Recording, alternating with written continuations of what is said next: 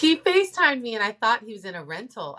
He's like, I picked up my car, and I said, you're in a van. He's like, yeah, I wanted a van. I said, you did? We never really talked about it. He's always been very practical. I would have expected him maybe to get something, maybe an SUV or something. But he's like, Mom, it makes sense. Plus, I save money on insurance, which is so Dillon to be very practical that way.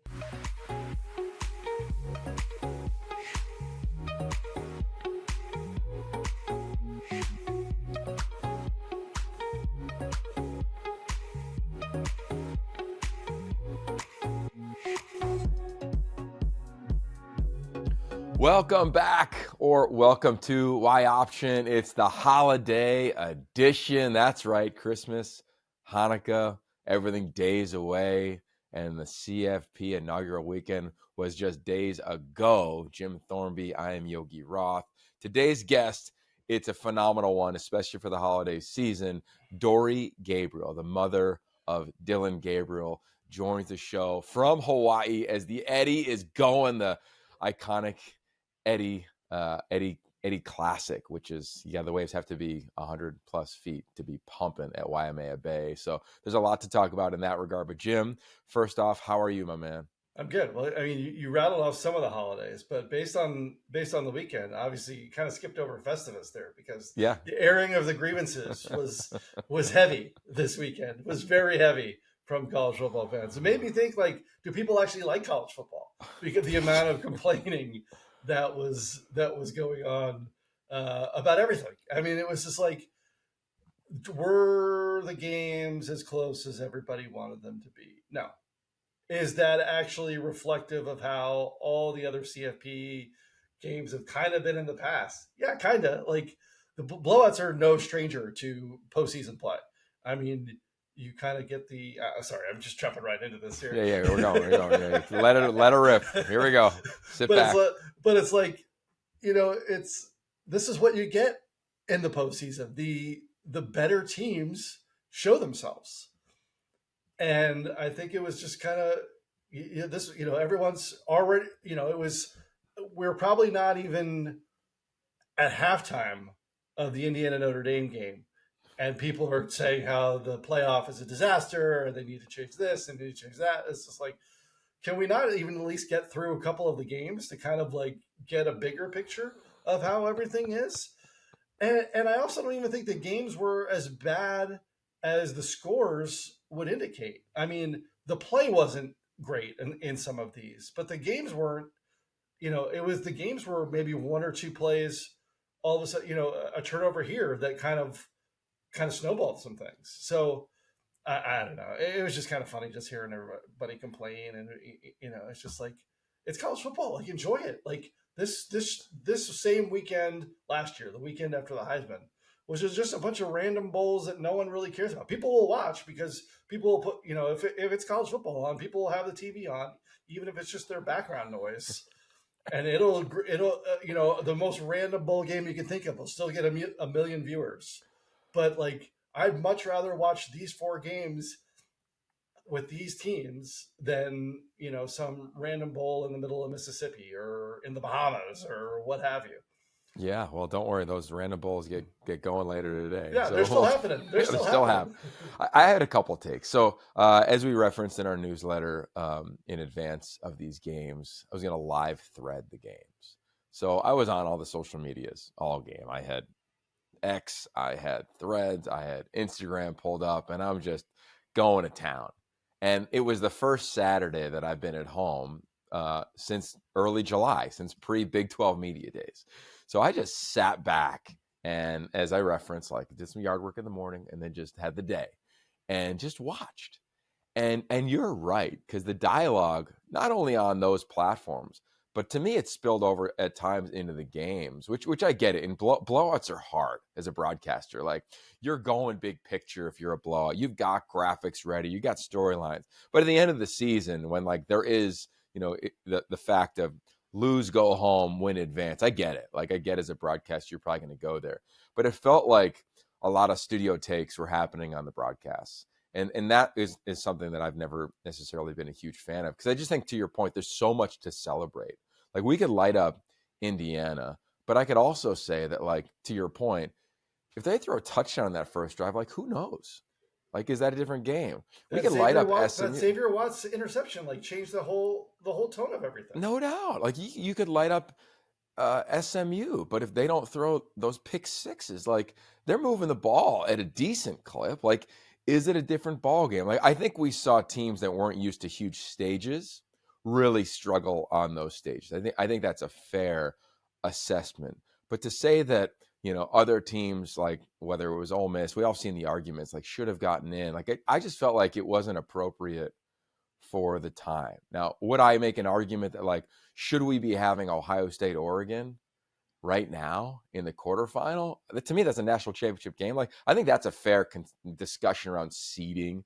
But to everybody's point, I think that when everybody became adults again, like you are, thankfully, Jim Thornby here at Y Option, you just get way back to the top and say, let's have a season. Let's have a year of the playoff going through, because finally we have every conference champion getting in. Finally, we have these smaller schools that were undeserving getting an opportunity. Finally, the regular season, if you do go relatively unscathed, you have your shot. I think that it was beautiful in that regard. And my last thing is, and we live this, I am not a fan of, like, the conference comparisons. Like, that to me, when I heard in a broadcast on Friday, God, the Big Ten or the Big 12 and the ACC are way better than the Big Ten. And then you go watch what happened to the ACC against Texas in the Clemson game, or you watch what happened in the SMU game. Like, it just doesn't help anybody. Like, it doesn't help anybody's argument. And then you're just screaming at one another. And then it became like, let's pit the networks against one another. Like, it just became like just a real cesspool versus, like, the two things that I at least lean on for whatever it's worth, and I'm not like the end all be all, Jim, but my two things on my call sheet at the bottom say celebrate the game and coach the viewer. And I just think that's the job, especially at this point in the season. It's okay to be critical. It's okay to criticize. Of course, that's part of the craft. But God, I felt like the celebration of the game was not there until really the final game of the day, when it was Ohio State. And I think it's only because their backs were so against the wall after losing to Michigan in the style in which they lost, that it was like the only natural thing was to come on back, in an Eddie type wave and just support Ohio State with a tide that turned their way. Yeah, and here's a couple things that I think on this. So that, one, just because of the way that Indiana and SMU, and then later on Tennessee as well, performed in these games, does not make them less worthy to be in the games than the teams that got left out. I still think they chose the right teams to be in the playoffs. I think just because they're like, oh, Alabama wouldn't have lost like that, and people always joke like the SEC is undefeated in hypothetical matchups. But it's like that doesn't change the fact. And the SEC pitchforks, full effect. Lane Kiffin out there tweeting about it, every game, oh, thanks, CFP. I get it. Lane, kudos to you. You are the master troll on the internet. No one does it better than you. And I think like deep down, he knows that he's like doing it just to poke the bear No doubt. a little bit. Like there is some seriousness to what he's saying, but he's also kind of, just doing it because he knows it's going to get people riled up. Paul Feinbaum, it's like, that's who he is. And it's like, it's just annoying. I will say I was a little bit disappointed in Kirk Herbstreit by talking about how Indiana was outclassed by Notre Dame. Like that's such a strong term. And it felt like a lot of ESPN was kind of like getting behind, like almost like getting behind the SEC because they have their media rights deal with the SEC for that. And I felt like I was a little disappointed on that because the ESPN is such a huge part of college football and especially the postseason. I mean, the majority, even the games that aren't on ESPN, these games that are on TNT still have ESPN talent, it's still an ESPN production, just happens to be on a different channel. So like to kind of weigh in a little more on that and kind of, it felt a little bit petty in all honesty to me. But so that's one part of that. The home field environment. It was interesting because earlier in the week when you would see them list out like the ticket prices for the games that you would see on like the secondhand market, and they were reasonable. You know, like you could actually go, oh, I would actually pay to go to that. So it makes you think like, oh, maybe they're having trouble actually selling tickets to these games. But it seemed like the home field environments in 3 of the 4 games were great. And the fact that in the 4th game that there was 30,000 plus Tennessee fans made that even kind of cooler. Like you don't see, you haven't seen that. You never see an SEC team come to Columbus, period. I think this was the 4th time ever an SEC team has played in Columbus. That just kind of added some extra value to that, and I think added some extra motivation to Ohio State. I think the team looked out there and saw that orange, like, we ain't losing in our house like this after what happened to Michigan. So I thought that was kind of cool. I don't know. People were talking about like, oh, we should do the first 2 rounds on this. I don't know. Just from a logistics and everything else, I think would be kind of a nightmare. But also just those marquee bowl games, the Rose Bowl, the Orange Bowl, the Fiesta, all those. I think they still have a place in the world of college football, and they need to have a place in the world of college football. So I kind of think I like the idea of having this round in there, but obviously we saw the home teams, with the exception of Texas, and even at a time Texas was up by 21, or they're up by 21 in that game. The home teams had a major advantage in these games. Okay, so a couple things on that. I think you go and you look at that 98-yard touchdown run against Indiana, and to me, whether you want to call it outclassed or out athlete, or that was the moment that I think if you're watching the game, and Ian Kurtzignet even said it on Big Ten Network to Rhett Lewis after the game of like, yeah, like they just had better players. And I think that is like the tone that I interpreted Herb Street's comment on, of like just a different caliber of player, a different class of player. And I understand how the line was received and get all that. But I watched it too, and it was just like, just a hair too slow, just a step behind. That's what it was to me all game long. Like they weren't in that same category of a Notre Dame team that I think go play in the national championship game. Like could Indiana hang with other teams in this postseason tournament? For sure. I think that it was pretty obvious watching that game. Like, and Coach Signetti said it, like, hey, we just got to keep building. Like now, the standard is even higher in terms of the floor of this program and what you got to come in and do. So I think that was one that, set the world on fire, which I get, but watching it was just like, yep, not quite there. Now, to the point of everybody in the South of would our team, yes, your team probably would have, but this is not an invitational. It's just not an invitational. Like if you want that, then break away and have your own tournament in that regard. It's not what it is, especially when you play out a conference game and a sorry week 11 game and you lose to teams that have struggled. Like you just can't do it. Like it's just such a dramatic range. And to the Indiana fans listening, like on your schedule were the 2 teams that played for the Natty last year. So remember that. Like it wasn't your fault that Michigan started 4 different quarterbacks this year, or 3 different quarterbacks this year. It wasn't your fault that Washington was dramatically down and Kalen DeBoer left to become the Alabama head coach after the schedule was set. Like that wasn't your fault. So I think that, it's, as always here, it's important to be really thoughtful. So Indiana, hell of a run. What a season, historic season. That team, there will be scripted films being made about them. There will be documentaries made about them. They will be studied in case studies about culture. And I think it's also a model. We referenced this last episode of coaches that come from quote unquote lower areas.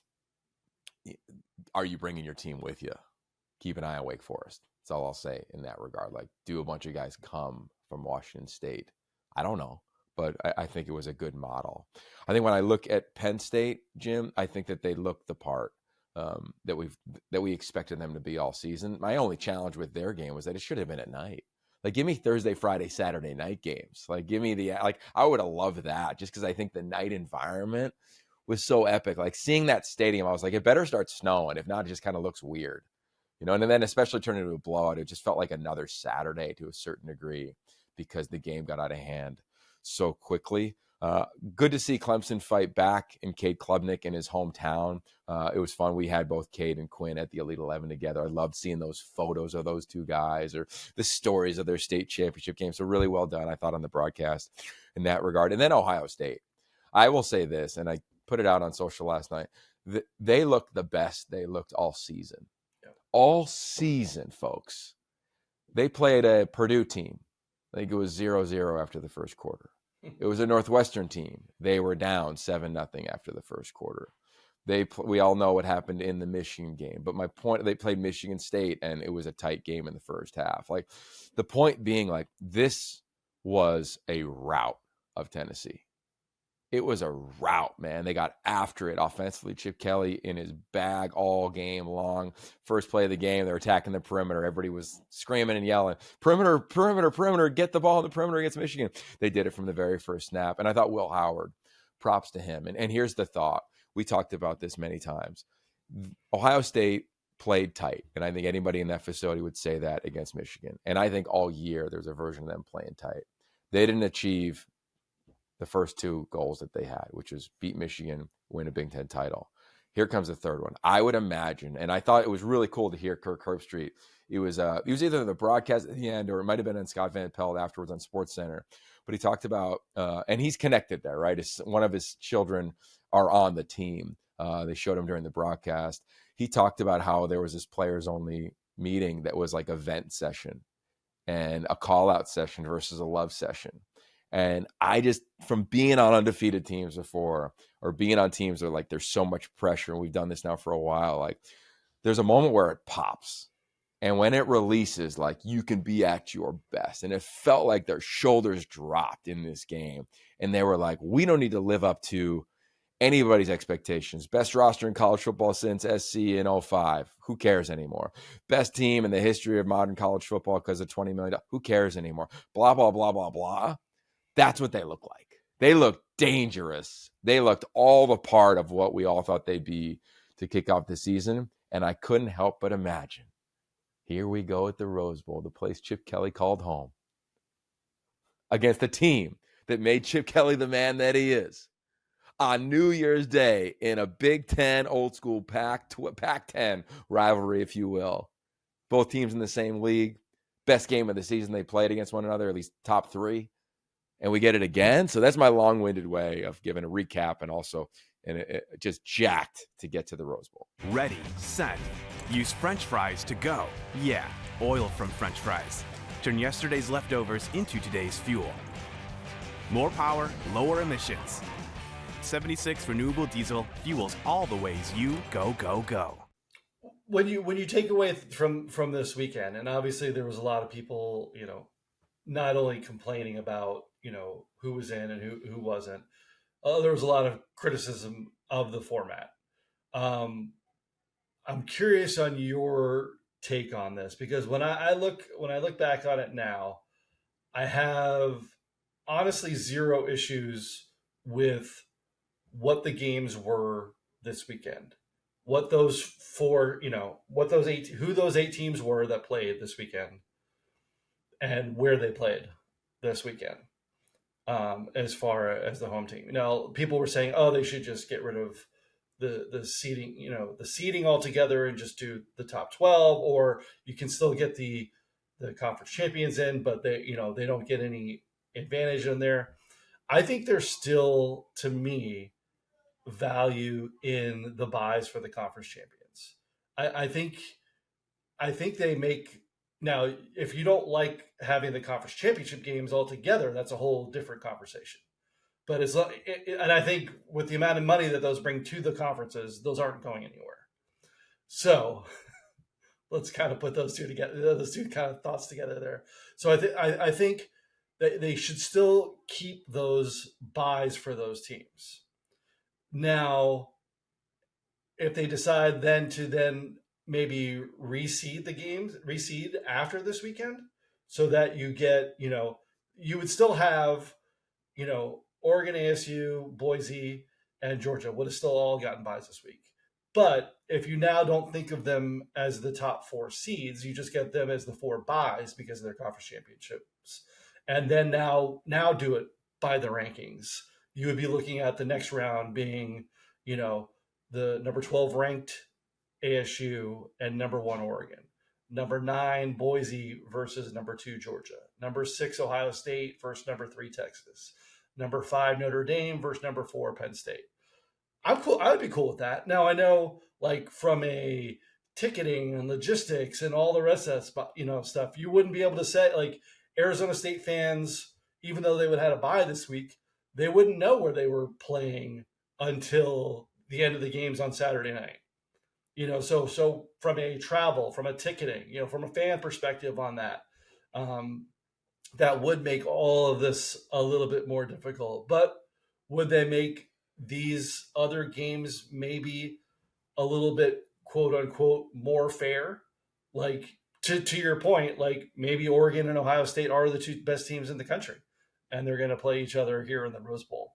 I don't have a huge problem with that, to be honest, but I think this, taking out all the other logistical issues that, kind of would come along with this, I wouldn't have a problem with that. Yeah, I think that'd be fun. I saw a bunch of that floating around as well. I would do a couple things first. I really believe there needs to be equity around the schedule. Like, I really do, man. Like, I just think that playing 8 versus 9 conference games is a different planet. And that might either impact, well, it will impact positively or negatively, pending the conference you're in. It'll impact the automatic qualifiers, if you want to kind of layman's terms. Like, does that mean that an SEC team is out even further because they got another conference game? Does it mean that an SMU would have had another loss because they played another conference game? Like, I think that's the first thing that needs to happen if we're going to go down the reseeding lane, because I think your regular season still impacts that to a large degree. I would be a big fan of the second round, which we're entering now, the quarterfinals, also being a home game. Like, I just think that what the Pac-12 did back in the day with these home conference championship games, it was so unique. It was ahead of its time. I hated that they got rid of it. I get why. It was money. It was logistics. It was the stress on a campus, whatever. But the end product still, no matter what the week is like, the end product, I think, is better when you have that home game. Because right now, in the matchups that you have, you lose any type of, like, weather advantage. And I just like that element to it. I just think it makes it fun. I'm more intrigued by it.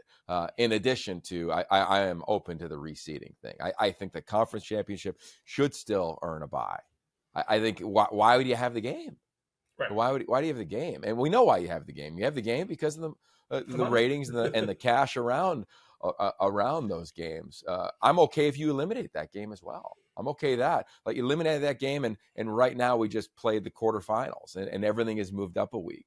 Like, I'm cool with that too. I think on the hanging on to the bowls, I understand that, because I think we've all grown up around those bowls and love going to games and seeing guys in their respective, sport coat and representing their respective bowls. I think that's amazing. And I also think maybe that can elevate some of these other games that we're not paying attention to either.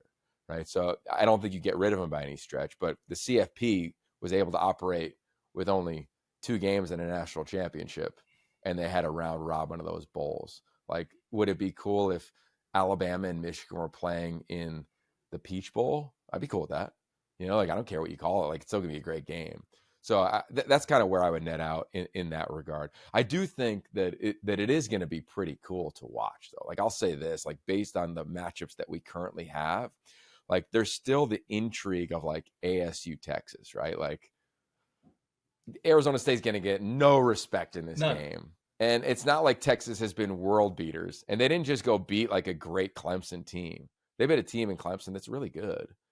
So I'll be curious to see how that shakes out, because ASU does have one of the better players in America. A guy finished 5th in the Heisman Trophy in Camp Scadaboo against a really good defense with Pete Kwiatkowski and company. So I'm thrilled to go watch that one. I think it is fair to be, if you're an Ohio State or Oregon fan, you're saying, geez, like, You could argue two best teams in America. I would argue two best teams in America. Georgia, I don't know what they are. I don't know who's going to be the quarterback for them. It doesn't look like it's going to be Carson Beck. That's for sure. And if you put Ohio State or Oregon up against any of these other teams, I would take them.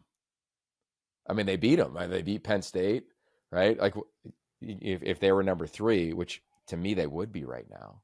I love what Texas can do, but they've been inconsistent this season. So I think, whatever. Like I think I net out with, yes, I think there'll be tweaks. I think there'll be pressure. I'll be really curious to see how the pressure impacts whoever the heck is making these decisions. Yeah. And it's okay that it changes and it adjusts a little bit. That's okay. That's going to be part of this thing. I will get on the table for, Jim, is I do not think it should only be 8 teams. I don't think that, because I do think college football is so hard. And I know there's a ton of people championing the parity in college football, if you want to call it that, cool. It's amazing that more players get experiences. I'm just on that train, man. Like, same deal with the Heisman. Invite 6 instead of 3. Like, the more that have found a place to go get an opportunity, because we will, in the next 5 years, we'll get a 12 seed beating a 1 seed, if you want to look at, if Arizona State is the quote unquote 12, even though they had a bye, so yeah. I wouldn't change that. Yeah, no, I'm totally with you. And I think, and obviously after Christmas, we'll kind of really get into the weeds with these four reality games that are happening, come New Year's Eve and New Year's Day. But it'll be, I think they're going to be fun. And I know that, the opening line on Saturday night, 3 of them were already double digit games on there. And the Ohio State, Oregon, I think was like a 1 point advantage. I can't even remember who got the 1 point advantage, to be honest with you. But I think these games are going to be better than that. And I think these 4 teams that had the bye, are going to have some advantage from not having played this past weekend. I think they're just going to be healthier. I think that's a good point. Yeah, guys were getting banged up as games were going on. All right, before we get to our guest, again, it's Dori Gabriel, the mother of Dillon. It's a phenomenal conversation about her experience as a parent, as a mother, how she raised Dillon, and even advice for other parents. And this is going to be our last episode until post-Christmas, pre-quarterfinal game. So among these games in the bowls that I know you're always glued to, Jim, on the West Coast, like, are there 1 or 2 storylines that you're like, yes, I'm going to pause everything because I want to watch how this one plays out over the holidays? Yeah, I think a couple. I think okay. I think the one. Let's see. What I'm really interested in watching, Saturday the 28th, BYU Colorado. It'll be the last time to really. I think it's cool that Travis Hunter and Shedeur are playing in this game. I think that's a good message to their teammates, about being involved in that. I get it from a business perspective why a lot of these kids don't do that, but I respect the fact that these guys are being like, hey, we're going out with our team. And Dion, has been saying that for a month. Like, these guys are playing in the, this is not, that last game in Boulder is not the last game that you'll see these guys playing in that uniform. So I really respect the way they've kind of gone about that. In a uncomfortable way, I'm very curious to watch the Holiday Bowl with Syracuse and Washington State. I'm curious just to see where Washington State is going to be at that point. Like, who's left on that roster, who's coaching, who's coaching, what other news will we have learned about the Cougars between the point where we are recording this right now and the point that they kick off that game. Hopefully they get a nice influx of good news here over Christmas and can start to build some momentum back, because they had such a great, first 8-9 games of the season before things tailed off there at the end. And then also just from a purely, I think the fact that both teams are going to have their quarterbacks that are going to be their quarterbacks next year playing in the game, that USC A&M game in Vegas. Mm-hmm. I think that's kind of like the way to tell, like, a bowl game is almost like a real bowl game when the quarterback, the quarterback who's going to be the quarterback next year and was kind of the quarterback this year, is playing in that game. So that's going to be fun. And you can't go without the Snoop Dogg Bowl, right? Yeah. Just from a complete curiosity of what that's going to look like. The Snoop Dogg Arizona Bowl was Saturday 28th. Okay. So yeah, some quick little nuggets there. Yeah, I think I'm with you there. Watching Pete Callagus's post-practice press conference, who's the interim head coach for Washington State, can't help but move you, right? He gets choked up when he talks about his players. I've known Pete for a long time, or really since he got to Washington State a couple years ago with Jake Dicker. This is a guy he and his family have donated to this program. The first thing he did when he got on campus, you'll love this, Jim, is he did a ride-along with the local law enforcement. And even would talk to players about it just to try to really connect to the community. Loved being a part of the community. He's one of my favorite guys to stop by and talk to every offseason or during the season when I was calling Washington State games. I think this team will be ready to roll. How they do it, how they're deployed in this game against a Syracuse team that is very hungry, right? Coming off a really strong finish to their season, we'll see. But it's a proud program. And I'd imagine by the time kickoff happens, they'll have a head coach sitting atop of that proud program as well. I know a lot of people are intrigued in that job. So here we sit on a Sunday morning recording this. Who knows, by Monday, maybe there'll be a head coach named. Maybe they'll wait until after Christmas to try to get back into the news cycle. We'll see. But I'd imagine somebody will be standing up in the booth with, I think it's Fox who's calling that game. I think it's Joel and Gus. I think they usually do the Holiday Bowl. They'll be standing right there. And they'll do 5 minutes on the future of Washington State. So I will be locked into that one just because it's always fun. And I think you're right on the Alamo Bowl. It's always been like a high-scoring affair. So I think that'll be really fun. And then I think the last one for me will be the Sun Bowl. Just because you got Miller Moss going to Louisville, you had Tyler Shuck at Louisville, and here you go with UW. And here they go. And I think UW's about to take a little bit of a run here, right? The way they have recruited, the way they have utilized their quote-unquote salary cap, I think has been really impressive when you look under the hood there. And I think they got a star at quarterback in Damon Williams moving forward. So I cannot wait to watch those. So that is what I'll be glued to, but also be glued to prep for this upcoming Rose Bowl. Speaking of the Rose Bowl, it's Oregon. Fittingly, playing in Pasadena again. And it's Ohio State coming on back to Pasadena again. Yes, they are members of the same conference, but boy, do we have a treat in store for all of us who love college football. Now, the heartbeat of all these players is also their parents, their families, their backbone. And for Dillon Gabriel, Heisman finalist Dillon Gabriel, all-conference Dillon Gabriel, Offensive Player of the Year Dillon Gabriel, captain at Oregon Dillon Gabriel, and the guy who drives a van in Eugene Dillon Gabriel, we decided, literally, to talk to the woman who helped shape his persona, his lens on life, his mother, Dory. She was an athlete herself. She's a phenomenal human being. Got to meet her over the summer at the Elite 11 finals where Dillon was a counselor. Have stayed in touch from that point on. We ran into her in New York City in advance of the Heisman Trophy, and her energy, her grace, and her wisdom is phenomenal. So honored to have her as our guest today. And as always, all of our guests are presented by our founding partner, 76, keeping you in the know on the go, go, go. So whether you're walking around this holiday season, driving from family member to family member's house, or just trying to connect to college football in a unique way, we got you, because we have Dory Gabriel today for our conversation. Take a listen to the mother of Dillon Gabriel, Dory Gabriel. As mentioned, we have Dory Gabriel joining us, the mother of Dillon. Someone who I've gotten to meet over the handful of months. We met at the Elite 11, Dory, and then saw you throughout the season. Then, of course, most recently in New York City. We were there. It was, of course, like who wouldn't want to gain insight from a mom and also learn lessons from you as we've learned about your history. So thank you for taking the time early on a morning to spend time with us here at Y Option. Absolutely. My pleasure. Thanks for having me. Totally. So what is it like to be you right now? It's crazy. This Christmas is a little challenging. I've got neighbors showing up at my house with gifts and I'm not prepared, which is not normal for me. But this, especially this season, it's been a little different. It's been amazing, just the whole experience and following Dillon on this journey, knowing it's his final year of college football. I think we're trying to relish every moment. And we've been honoring his process, which is staying right where his feet are at. You hear him talk about that all the time. And so we haven't been thinking too far ahead, but because of that, as things unfold and the season extends, right?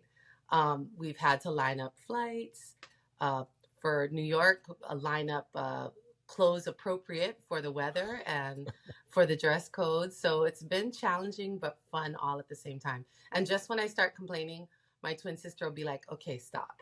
People would love to be in your shoes." So we're grateful for the whole experience. Totally, and you're going to be able to, have a front row seat at the Rose Bowl, which I'll be there as well. It is to me the most glorious element in all of sport. Mm. I'm curious from your lens because I grew up in Pennsylvania, so you often hear about the East Coast watching the Rose Bowl Yeah. when it's freezing, but you don't often hear about like Hawaii watching the Rose Bowl. What is that game, that stadium mean to you and your community when you know that you'll be there in a matter of weeks? So we've always talked about, and especially within the past year, that if everything goes right, we won't be spending the new year in Hawaii.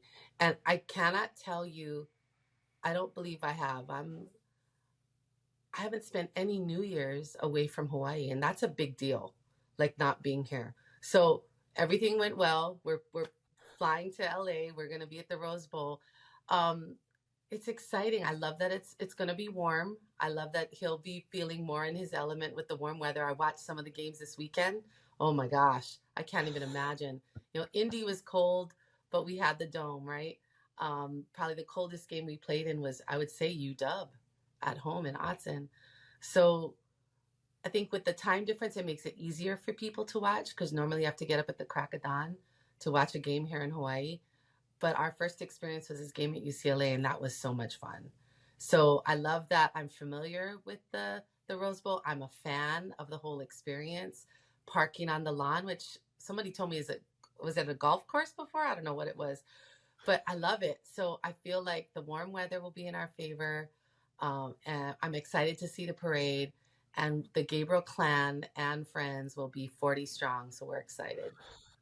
I love that. Well, the Roth clan will be 6 strong, so we'll try to Okay. find each other when we're there. Yeah, it's always tradition. I always bring my 2 boys to the Rose Bowl every year. It's just one of those memories that will hopefully be a core one for Yes. them. But I want to ask about you because I'm a parent. A Mhm. lot of parents listen to this, and I was just talking to a bunch of quarterbacks that were in junior high over the weekend. We have Mm. an Elite 11 Academy, which is kind of 6th through 9th grade, and I was telling them a story of your son Yeah. about what mattered most to him when he Mhm. was going through his process. And it seemed to be playing Yeah. versus the biggest school, the biggest place, but it was really just doing what he loved. Mhm. So I'm curious, if you wind it all the way back, Yeah. what values were non-negotiable with you and your husband that all of your children, and Dillon specifically, were going to embody just to operate within the environment that you created for them? You know, it was always about their passion and loving this game. And fortunately, being a boy mom with 3 different boys, each of them have a different sport, which I'm kind of excited about because no one was in anyone's shadow. Of course, Dillon is more in his dad's shadow, being a quarterback, son of a quarterback. But we just wanted them to thrive and recognize good people. And I feel like that's Dillon's story and that's his experiences, picking people over other things. And I say that because he's such an investor. He loves this game so much that he wants to be doing it with people he loves. And that's not to say that he's been places where he hasn't loved it. He creates that environment. And I think you've had opportunities to meet him and see that. But it's amazing to step back and still have connections with all the people along the way. Different quarterback moms, Mikey Keeney's mom, you know, Jackson Arnold's mom, Mackenzie Milton's mom, still reaching out because we all understand the level of investment that we've had in their dreams, but it's so worth it when they find their love and their passion. It could be for anything, not just sports, it could be for music or art, that you just put them in a place where they feel valued and loved and they can thrive. And I feel like they've been the benefactors of that. And then we've been able to be the benefactors of all these wonderful people along the way. There's a phrase that we love in the quarterback space, which is like, tell me about your kitchen table. Mm. Because to your point, Jackson Arnold grew up differently than you guys did, or Mackenzie did, or any of these young individuals did in their families. We read an article about you a couple of years ago that talked about your kitchen table. Can you share with us the environment as mom that you try to create, knowing that you just referenced, like, your husband wasn't just a good player, like he was an elite player at the same position that your son is an elite player at in Yeah. Dillon. What was it like if we were a fly on the wall as you were making your coffee, or as you all were having dinner at night as Dillon was growing up? Well, I grew up in a household where we always sat down to dinner. I don't care how late it was. And even if you weren't hungry, you sat at the table and we talked. And I think the kitchen table was the safe zone. And my husband talked about how he always would leave football at the door as soon as they walked in. And I kept it non-football. We talked about what happened at school. We talked about maybe the people that we interacted with that day. And I feel like that's been consistent even now. And now that the moments are fewer and far between with us, all of us at the table, like we cherish those moments and we talk about the funny times around the kitchen table. And it's still the same kitchen table we've had forever. It's a little beaten up from just a rough household of boys and who knows what's been on that table. But we still, even when we visit him in Eugene, you know, his big thing is breakfast. So he'll be like, Mom, pick up breakfast and let's all just kind of be around the table. So it's a connector. It's a way that we all sit down and we all get to share and we all get to talk about what life's been dealing us right at that moment. And so I love it. I cherish it. Now it's just my husband and I and Dillon's younger brother, Roman. My other son is in Oklahoma. So it's kind of hard to have those moments, but the kitchen table is the safe zone. The kitchen table is the connector. And it's always a reminder of the importance of family. That's what it's been for us. What has it been for you all when life has been a challenge, when adversity has showed up? Because, you know, we're in a world where, like, you know, it's easy to maybe avoid that. And I know you all haven't. And I'd be curious if you could offer some guidance to those who are trying to help guide their sons as well, of when adversity shows up, especially at this position that is oversaturated at times with praise, but also can feel lonely within a snap. Back when he was in high school and had challenging games or moments or injury even, you know, we talked about being grateful for the blessings, but also being grateful for the lessons. So we look at them both the same and we receive them both the same, because in those challenges, during those times of adversity, it's a lesson for later and we don't realize it. And I'll give you a good example. When he was at UCF and that third game in Louisville and he fractured his collarbone, that was a tough time. He had big moments. You know, he felt like that was going to be a big year for them. And it was hard for him to take a pause during that time of injury, not be doing the things he loved. I could see a turn in his spirit.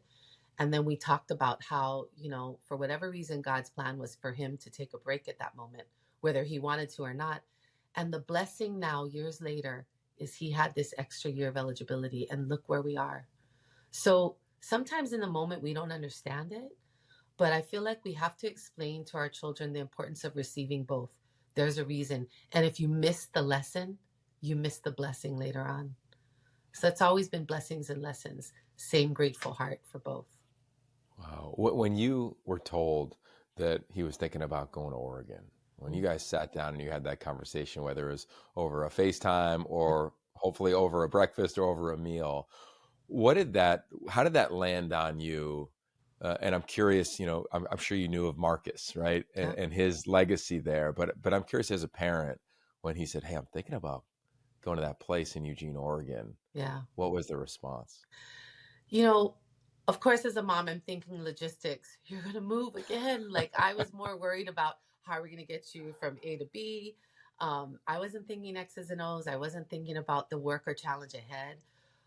But when I could see in his heart and in his face that he just needed support again. And my husband and I talked about it. I said, all right, you're going to enter the portal. Let's go. Let's go find you a new spot. And when Oregon came calling, and the familiarity we had with Dan Lanning and meeting him in Georgia many years ago, it was so comfortable.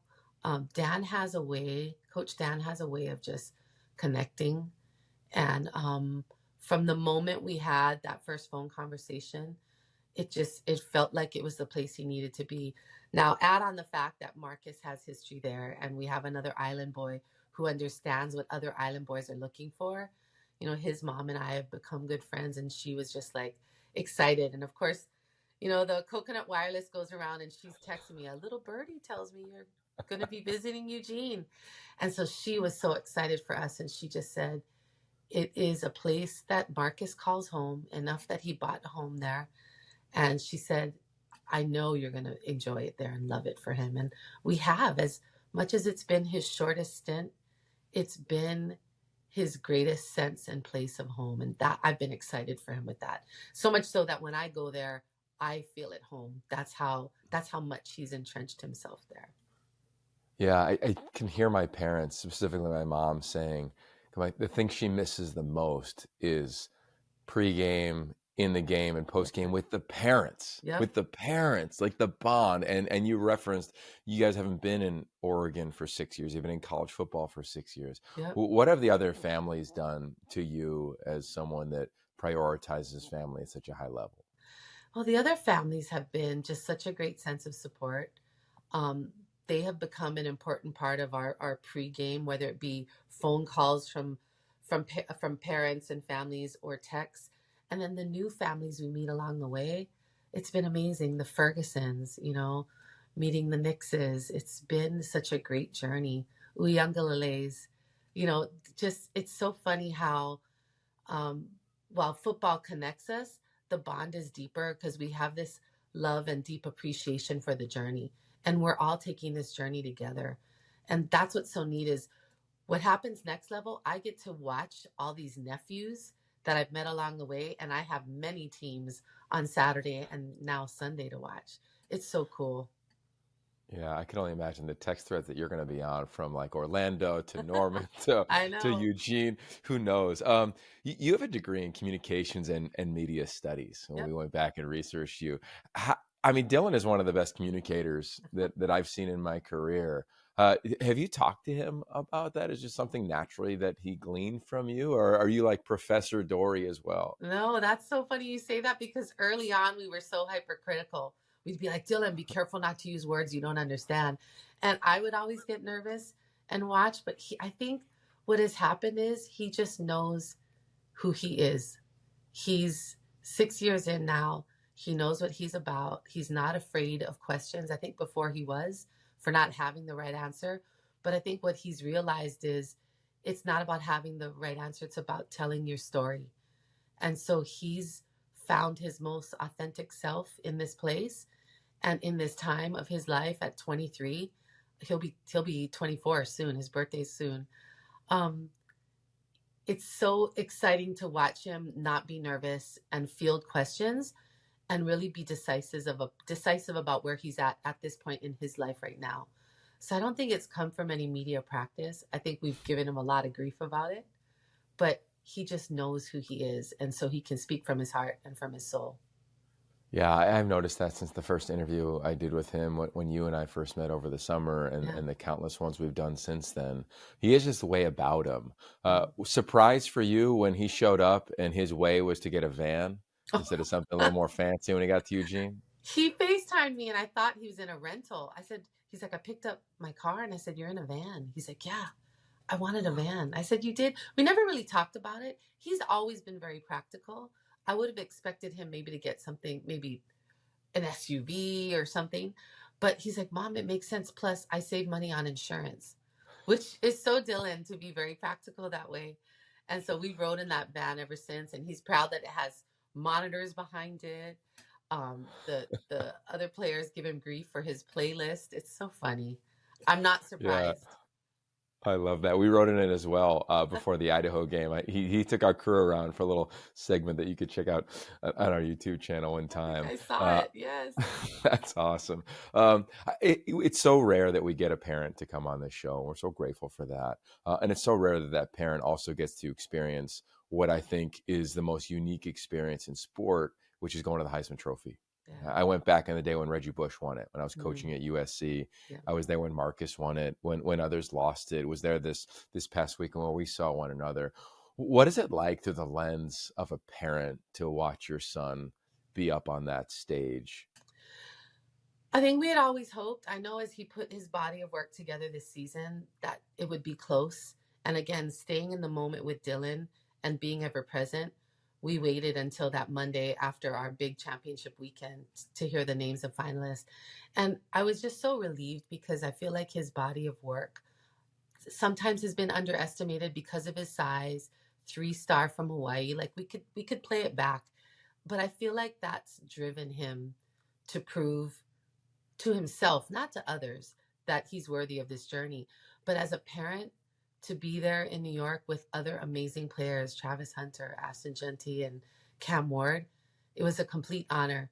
But what caught me by surprise was sitting down at breakfast with Mike Garrett, who is my husband's namesake. My husband Garrett was named after Mike Garrett. Meeting, oh gosh, Tim Tebow, meeting Holly Rowe, like, and just hearing them wanting to meet and see who we were because we're Dillon's parents, and then watching him interact with everyone was just such an amazing moment. The who's who of football was in New York this weekend, right? And he got to be a part of it, and we got to see him be with others who love this game so much. It was such an honor. So by the time the ceremony came, we already won from the experience and the trip to New York City, which has just been, during Christmas time, such a blessing. Yeah, well, no surprise you had your degree in media studies because you guys were both phenomenal on stage. You referenced your husband's namesake. I think it's a story that nobody knows on how you named your children. Would you mind sharing that? Yeah, not at all.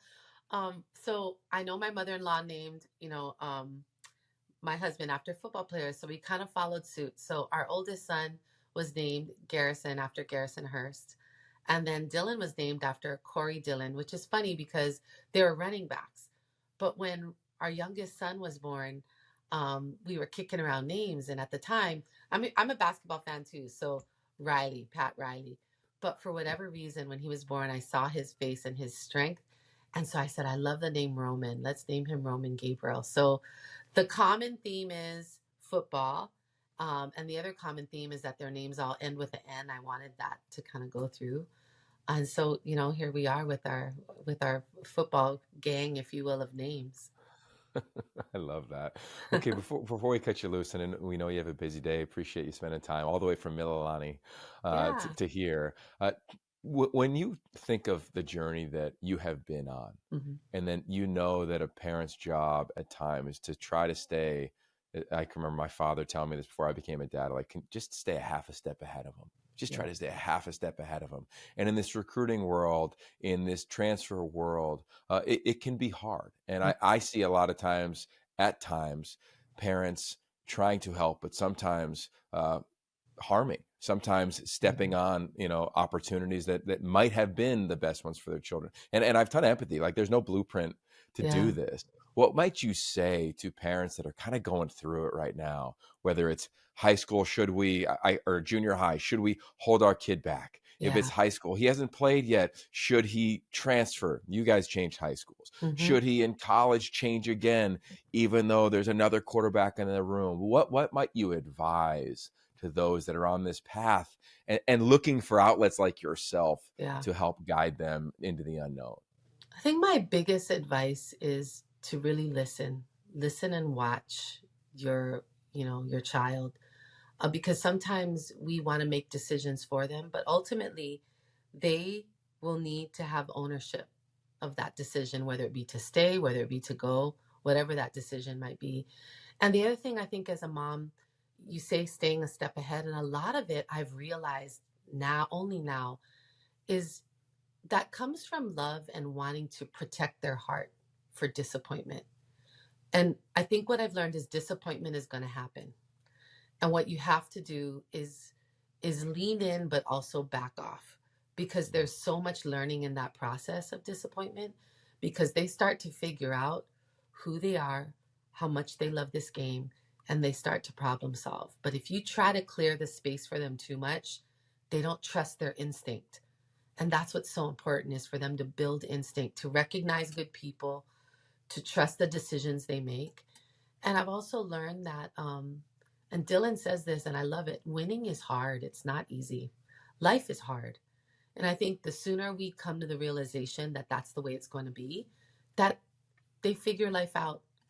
And so we become benefactors of that learning and then see them thrive. And that's ultimately the goal, is just for them to be able to exercise that muscle of learning and instinct and be able to make good decisions. And ultimately they do. They do. Yeah. So good. So good. Lean in, back off, and Yep. and you could learn a lot. That was incredible. As was this conversation. Can't wait to find you in the Rose Bowl. Give you a Yes, big please hug. do. I want Introduce to you to meet my your wife and kids. kids. Yes. Yes, done it, done and done. They'll be there. I will text you our location at tailgate. I promise. I love it, and they'll be in all green. Just if Okay. anybody's curious, we know Thank it's a you. Big Ten game, but they'll lean towards Oregon way. And what a classic game that we have on New Year's Day. Dory, the professor, the athlete, the mom, the wife. Thank you so much for sharing your heart with us today. My pleasure. I was excited to be asked and just really enjoy learning and meeting people like you. Thank you very much. Thank you. There it is, Dory Gabriel. Aloha. It's the Afterglow. Jim Thornby, Yogi Roth. That was Dory Gabriel. As always, all of our guests are presented by our founding partner, 76, keeping you in the know on the go, go, go. So from Mililani to New York City to California, where we sit now, Jim, you Northern, me and Southern, and we bring Dory Gabriel into the show. What was your takeaway from the first mom we had on Y Option? I love the fact that, like, the relationship she's made with the other families, and like, it wasn't even like when she threw in the Nixes in there, it was when it was kind of like perked. I was like, oh, this is cool. Like, it's not even like someone that Dillon even played with, but obviously there's the connection there from even just kind of replacing him. So I really think that's cool, and kind of really shows how unique it is for these families and the connections they wind up building. And I love the fact that they don't talk football at dinner, even with Dad being a former quarterback. Because I got to imagine that's got to be hard for Dad as a quarterback to not always be a quote unquote coach. So to be able to kind of separate those moments is kind of nice. Yeah, I love what she said also about, like, leaning in and also like leaning out and letting your child like have their experiences of dealing with disappointment. I thought that was really cool because Dillon has clearly had that. Anybody who's played the position has had it, whether in micro moments where no one knows or macro moments that the whole world can see, right? What he has gone through from an injury standpoint, whether that was at UCF or his time in Oklahoma. You could even remember there was a stint where he was on his way to UCLA, and then all of a sudden there's a staff change at Oklahoma, and he finds himself there and makes an adjustment there. Like, there's just so many of these moments where, having been around Dillon enough now to see what she referenced, of like, yeah, like he went through those things, and she's right. He's got this maturity about him, and it's not just because he's in his sixth year and about to be 24. Like, I think there's just this way about him based on how he was raised and what he went through that's allowed him to lead in the style in which he leads. So I love that. I'm going to steal that as a parent as well. There's a phrase, there's a great article in the New York Times once, you can Google it. It was about snowplow parenting. And it was how, like, you just plow in front of your kids and all the snow and ice and dirt, just get it out of the asphalt, get it out of the way for them. And it's how, like, that's the worst thing you can do. And I think in quarterback parents, and just being around a bunch from over the weekend at the Elite 11 Academy, it's a challenge. Like, how do you operate? Like, what should you do? Should you snowplow? Do you realize you are when you are? And I love what she said about her and her husband, to your point of him being, he's a hell of a quarterback. Right? He's the guy that also took down Ty Detmer. I think it was 1980 when Detmer, the day he won the Heisman. 1990. Yeah. Yeah. That's awesome, man. So the fact that they played the night of the Heisman is my favorite part of that whole thing too. Yeah, totally. But just tremendous grace and humility from her, and reflected in her son. I can't wait to see them at the Rose Bowl. Big shout out and thank you to her and her entire community in Mililani and in Hawaii. I know that entire area will be rooting for Dillon Gabriel, as they should, right? He's, as she said, one of the Hawaii boys. And I love that, because there's been so many that have just thrived in all elements of life, but specifically at our show in college football. So there it is. Put a bow on this episode. Jim, I'd be remiss if I didn't ask. Christmas is right in front of us. How you feeling? This is our final episode until after the holiday. There's a lot of work still left to do. There's a lot of work left. There's a lot of work. I don't see that elf on the shelf. I just see those 3 Emmys behind you. Yeah. Like I said, there's a lot of work to do. A lot of work to do. A lot of work here to do as well. But make sure we enjoy it. I think the big point of when we started this was to celebrate and honor the West Coast and offer a thoughtful opinion around the sport we all love in college football through the lens of the West Coast, but also to have some agency over our lives to a degree, Jim. So it has been a heck of a year to have grown in the way that we have, in the style in which we have, and do it alongside you has been a blast. So give your family a big hug. Go get after it right now. Okay, we'll edit this thing up and we'll kick it out and away we go. But it's the holiday season. Let's all kick back a little bit. Enjoy the things that matter most to all of us in our lives. And if you need a reminder, just listen to Dori Gabriel, because she was absolutely phenomenal. All right, there it is. He's Jim. I'm Yogi. Happy holidays, and whatever it is that you do celebrate, make sure you take some time, lean into what matters most, and lean into the lows that you love most as well. We thank you all for all of your support. Happy holidays, and we'll see you soon at yoption.com. Peace.